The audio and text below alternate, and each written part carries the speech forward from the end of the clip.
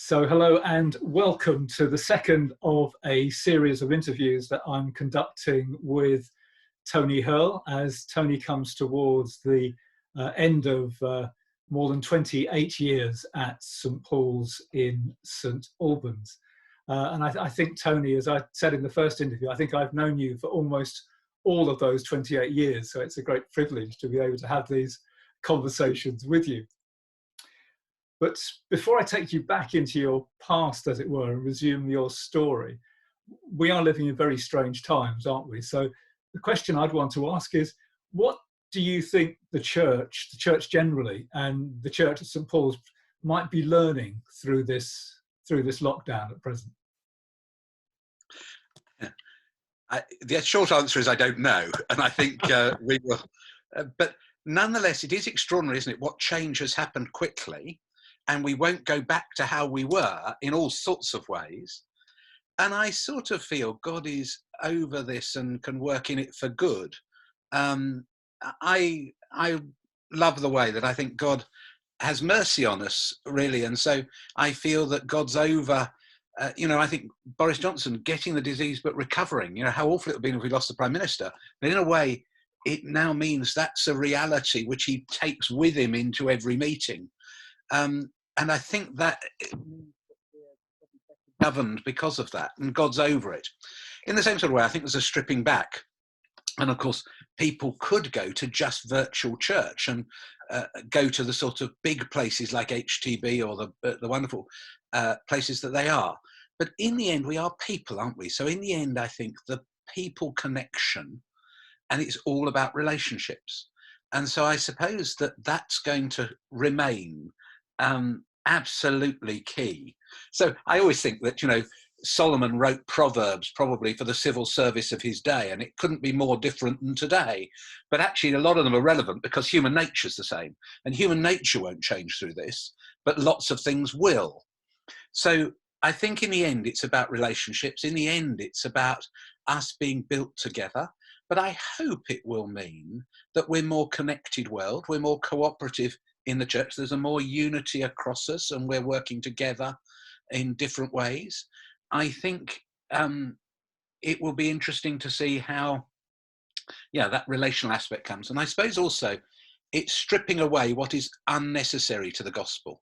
So when the missionaries went to Africa and exported Anglicanism in all its glory, you now look back and think, God, how on earth did they do it? But they did it in a good heart. And so I can remember seeing hymns of In the Bleak Midwinter sung in Kenya in an Anglican church, which looked like an Anglican church. And you just think this is bizarre. So I'm hoping that it strips away some of that stuff so that what we actually are sharing is the gospel. And I hope that we see more of God's love and power, because I think we've had a gospel which hasn't really believed to do the same things as Jesus did. So I'm preaching at the 8 o'clock on Sunday of the thing about Jesus saying, you're going to do more, if you believe in me, anyone will do what I've done, and you'll do more than it. And you look around the church and you think, actually, we're not doing what Jesus did, but he's saying that's the model, John 14. And it's more because he's gone to the Father, he's done the crucifixion, and the Holy Spirit is with us. So we live in times where I think there's huge capacity for grow. And it's this love and power encounter that I think is crucial to really revolutionising and changing people's lives. And the last thing... Go on, Tony. Last thing I'd say, I think, is that the crucifixion seemed like the most awful event for the Jews, and it was the making of them, because it dismantled lots of stuff, but somehow they got remantled. And I think the resurrection came in sort of as a base thing rather than just a fact. And that changed them over this Pentecost, this Easter, post-Easter period. And I'm hoping that that out of this dismantling, that the death is sufficiently great that what comes forth is the real next stage, as it were. It will be a long time before we can meet as a big church. It'll be a long time, I think, before any churches can meet with a large congregation, let alone perhaps doing communion, which seems an even more distant thing for us to be doing in the way that we've been able to do it in the past. And I wonder, what do you think? I mean, do you think that this really gives a role for smaller group gatherings, that the small group will be really coming into its own? Yes, I do. And I think we've not been, with people's busyness and all the rest of it, small groups don't work. And I do wonder whether you'll do Zoom small groups, because there are people saying, I can't get to a prayer meeting, I can't get to a small group because I need to be here with the kids, but I can join a Zoom meeting. And you could have both couples, with their kids at home joining a Zoom meeting, even if one of them drops out to do something. So I think there may be Zoom communities and stuff like that, which we hadn't envisaged, which could come out of this, which would reach the people who the actual meetings were difficult for before. And you talked about relationships. And I think one of the things that we have seen is the coming together of small neighborhoods, streets, closes, looking after each other. In a way, perhaps, are they sort of taking over the role that perhaps the church would have done in past years? Well, in a way, I want to say the wonderful thing of God's kingdom is it affects the world. So we have a prime minister because Jesus came and modelled servant leadership. And so he's called Prime Minister. That was Christianity influencing the world. And I do believe it says God's kingdom will increase throughout life and beyond it. We're recording this on VE Day. And it's interesting, isn't it, that there is a model. One of the great things of the victory in Europe and of the world was America set out then to reintegrate Germany into the Council of the Nations. And that was when when Kissinger interviewed, I think it was Truman. That was the proudest thing he was of his ministry, that he saw a way of enemies becoming friends. So the idea of kingdom is that it gets out into the world and influences them. Obviously, they don't get the whole deal if they don't get Jesus. But if we live well, and God's ways are the better ways to live, aren't they? So I think this is a corrective. I think, probably we need to get a day of rest back in there, and that's got lost. I think creation care, living well with creation is not just for Christians, although Christians should have been more important in it, but for the world to do it. So I think that it's not saying that the Holy Spirit isn't active in the world and that people can't be kingdom people without knowing Christ. It's just a question of them hopefully coming to know Christ, whom to know is life eternal. Okay, Tony, I'm going to take you back. In our first interview, which is still available on the St. Paul's YouTube channel, we spoke about your early life and your coming to faith, to having a real conversion that was really something, while you were studying biology at Westfield College in London. After that, you opted to do teacher training, to go off to Cambridge and Emmanuel College. What was that experience like, going off to Cambridge at that time? Well, it was funny because I had wondered about doing research, water biology, and my potential supervisor, said to me, "I think you might like teaching, so go off and do that, and you can come back here if it doesn't work." And I was very shy of talking in public until I became a Christian. So it was an interesting journey. I'd never thought of being a teacher and particularly enjoyed school. So I decided to go to Cambridge. I got into Emmanuel College. And my year in Cambridge was only 16 weeks because it was the first term and the third term. And the middle term, I went to Bedford, and I'd said to them, I'd been to public school, I want to know if I can really teach. So I'd like to go to a comprehensive school and a school with a certain amount of challenges. And it was a very interesting school. It had been the grammar school of Northern Bedfordshire. It became a comprehensive school, and then it merged with another area because a middle school, a secondary school went middle. And it was 1,400 pupils, 75 ethnic groups, lots of challenges. And I loved it. So that sort of showed the teaching bit. But Cambridge had been really important because when I went there, I was a confident Christian, but it felt to me like going back to public school. It was a rather male society in Emmanuel. And I felt it was good of God to take me back there because I really struggled, which some people found hard, on one level. And it sort of cleansed a bit of the public school stuff that I'd gone through. And I felt a bit like Jesus revisited with Peter 3 times, about restoring him, that it sort of cleared that. But it was a fantastic place. At that time, we had an amazing situation that Don Cupit was the dean, And if you know of him, he was an arch liberal who'd written about not believing the virgin birth, and then not believing, he did seas of faith, and then taking Christian Buddhism, and then taking leave of God. So he was sort of on the journey, still a paid up sort of Church of England clergyman, but on the journey out of Christianity. At the same time, 1/3 of the college was in the Christian Union. And we had really clever people in the Christian Union. So I can remember a conversation between a chap called Dave Seckham and Don Cupid about his beliefs. And I didn't understand all the theology then, but they were engaging at a level where you could see that in the end, Don Cupid really felt that the Gospels were made up, and that the confusion that disciples showed in Jesus's life was the real thing. And it was just fascinating to see, one, that engagement with theology, two, the confidence of Christians. So I come from Westfield, where we were a strong group, and there were 30 or 40 of us, and most are in Christian ministry. But in Emmanuel, as I say, it was 1/3 of the college. So at the evening meal table, people would say, what about going down to the evangelistic talk at Holy Trinity, Cambridge at 8 o'clock in the night? And people would come. And I'd never seen that. So it gave me a real understanding of the confidence of the gospel. It also, incidentally, gave me a good book grant when I did go into ministry, because Don Cupid, Emmanuel had resources.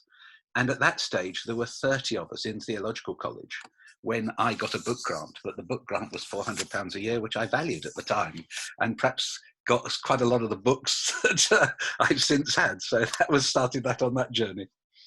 But as I say, I went to teaching on teaching practice, and then got a job at the same school. Loved biology. We had quite a big department, quite a big sixth form. And then in my second year, my head of department went on sabbatical, and I became joint acting head of department, and did that for the last 2 years. And yet, you obviously you came out, coming out of that really enthusiastic Christian setting, going into teaching, enjoying teaching, being active in a local parish church, local Church of England church in that area. And then you had a call to the ordained ministry. Now, Tony, I have heard you preach so many times, and it's always been a great encouragement to me through my secular employment about the importance of Christians being salt and light wherever God puts them in their particular secular role, in the office, in the hospital, in the college, in the home, or whatever. And yet you came out of that sort of frontline teaching position to go into the ordained ministry. What was it that sort of brought you away from a job that you were really enjoying, I think? Well, it was really funny that I can't quite remember the beginning, but I got involved in the local church. It was Clapham Church in just north of Bedford. It was a wonderful church. There were 3 of us sharing a house. One was a chemist, one was a biologist, and one was a physicist. One's a vicar, one was a missionary, and well, 2 of us are vicars and one a missionary. And we did the children's and youth work together, and we all taught at Pilgrim School.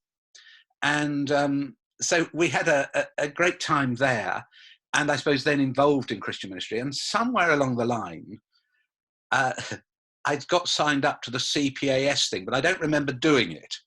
But then there was one day when life was going well. I got a house, and Dave was sharing with me.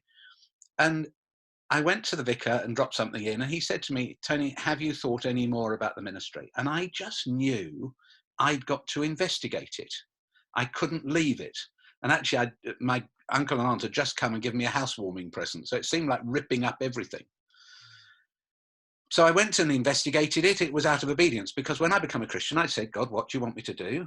Who you want me to marry? Where you want me to live? All those are your decisions. So I can remember drawing a list of pros and cons, and most things were in the con. I didn't want to go back to university. I'd done enough. I didn't want to. I was happy where I was. I was doing well where I was. My father thought, teacher was a great place to be and influential. I was running the CEU, which Marion Brown was in, incidentally. So I was well embedded in Christian life, and so it was an obedience thing. And actually, as it went on, Dave left to go to Africa, and I think I got a bit depressed. So when I went to my selection conference with the Church of England, I was actually quite unsure. And I went through all the reasons why I shouldn't be a vicar, why I wasn't good enough to be a vicar. and sort of issues in my life and things like that. And at the end, they said, we think you're called and we think you're frightened. Please see your bishop. And I decided not to see the bishop because I knew then it was God. So it was fundamentally, it was out of obedience that it was God's call rather than what I wanted.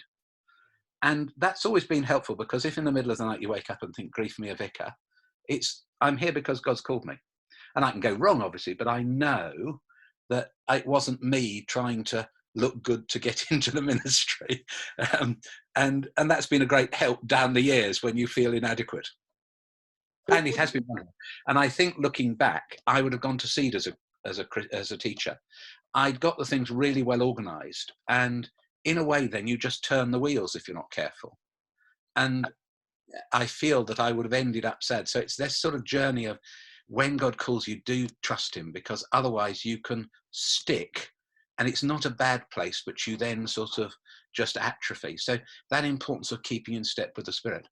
It was also significant because it was the first decision I did thoughtfully, carefully, I think rightly, but against what my father wanted. He struggled to see me unsettled.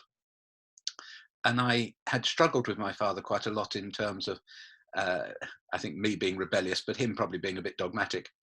And it was one of those situations where we talked it through, and I just felt, although teaching was good and being in the world is good, and it was an important place, and it was obviously great training for ministry, but I'd gone into it thinking it was a career which was good. It was still right that I went. And that, in a sense, freed me from my parents well. And Mum had been great. When I'd got a job teaching, there was a possibility of getting one in Potter's Bar. And she said, I think it might be the time that's right for you to leave home. And it wasn't because she wanted me not to be around, but I think that was for my good and quite a sacrificial thing on her part. So I just saw God in that period. And of course, I looked at Ridley, and I was going to look at Trinity, but I went to Wycliffe, and that just felt right. And so I talked it over with the DDO, and he said, I think you've decided. So I went to Wycliffe. So Wycliffe, of course, is in Oxford. So you studied in London, you studied in Cambridge, now you're studying in Oxford. You've got a very broad perspective on academic places of study, Tony. I'm sure a lot of very significant things happened while you were at Wycliffe, but one of them, of course, was that you met Lydia. Now, how did that come about? Well, it was in the summer term of the first year. I said, could I get to know her? And she said, well, no, not really, because I'm going to Asia. And she'd had a lifelong desire to be a missionary with OMF in Asia. And this was the sort of Bible training before going. And then she sort of had a battle with God. So we started going out then. And then she wasn't able to go to Thailand. She planned to be a leprosy nurse in Thailand. And they said, think of church work in Taiwan. And she's gone to her father's bishop, because her father's a vicar. And they said, well, OMF had said, get some experience in this country. So she got church work, but she felt that she should then do it properly. So she actually got ordained, but she was at Wycliffe in her third year before she went to a selection conference. And I then went to Africa in the summer to see Dave, but as a test of missionary, because I wondered whether I was called to Asia. And at the end, I just felt I wasn't. I don't think I could learn Chinese to save my life. But God could help me. He could give me the gift of tongues, but I just didn't feel it was me. So we had a rather painful interview with OMF, where they said, look, we think it's probably right you get married, but, but you've got to decide. And it just felt wrong if Lydia pushed down Asia and abandoned this life call. So we said we would stop. But we never got the freedom to really stop. But OMF said, well, if you're going to stop, then have nothing further to do with each other. So we didn't. But I had by already then, she had gone to a church in Ipswich, which had been a special call of God, because it wasn't the sort of church we'd have expected to go to. And the vicar there wasn't the sort of vicar probably you'd expect as your training vicar, but he was a most wonderful man. And Lydia went there first, but he'd thought I would follow. So I got to this situation when I wasn't, I wrote a letter saying I wouldn't go, and I left it on my desk, and I'd given 3 reasons. One was I wasn't sure I'd cope where Lydia had been, but the other was there wasn't an evangelical in the team, And the third was that Lydia actually wasn't certain if she was going to Asia. I didn't want to make her lose her job. And I put it on my desk on the Friday night and prayed about it. And on the Saturday morning, I got a letter from her brother saying she'd been accepted to Asia and they'd appointed an evangelical to the team. So I said, okay, God, I'm going. And so that's how I got to be a curate in Ipswich. So at what point did you and Lydia get married, Tony? Well, when I arrived in Ipswich, she had gone to Taiwan. She went to Singapore. Then as she flew into Taiwan, she felt she wasn't, God saying to her, you're not going to stay here forever. And somehow we got back in contact then. And we wrote, and then I went out to see her in Taiwan in, I think it was probably August, September of 84. And I took an engagement ring with me by faith. And we got engaged there. We had some painful sort of interviews with OMF there and it was actually what was wonderful was it was a God thing. This was a God thing because in OMF, you don't ask for money, you pray. You're not allowed to ask for money. And she was over there and she was often making decisions to whether to buy a bar of soap or some stamps because she didn't have enough money. And when you go, I didn't realize this, but the understanding is you pay half the language study. If you come back early, you pay back half the language study fees and the fare home. Well, she hadn't got any money.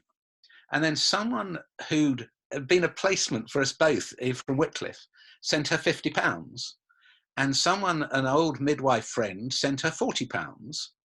And then the night I arrived in Taiwan, she got a brown letter from a mother of a person she'd known who'd committed suicide, and she'd done the funeral before she'd left, so sort of 18 months before. And this mother said, I've decided to send you £1,000 from his estate.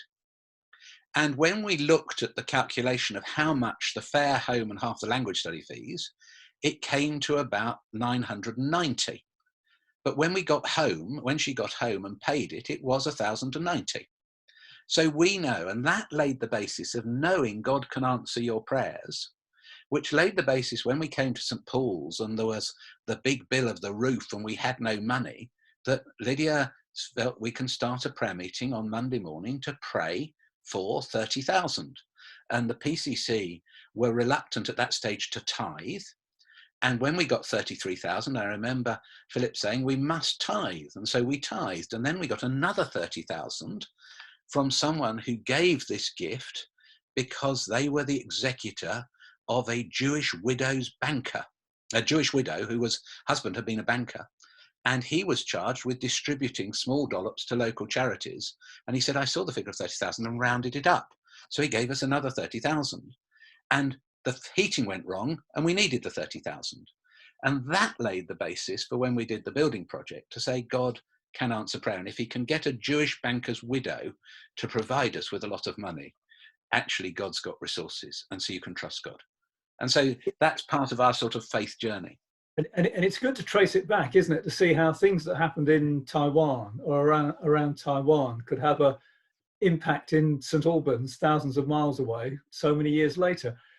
And there's always another step of faith to take on. So not to stick where you've got to, but to keep the next step for which that was the foundation. The next step of faith. Yes. Yeah. I want to ask, we need to come to the end of this. Our time is practically gone. There's one question I want to ask, because you kind of left it hanging. You went out to Taiwan with the engagement ring in your pocket. How did you propose to Lydia? It was on the top of a tower block.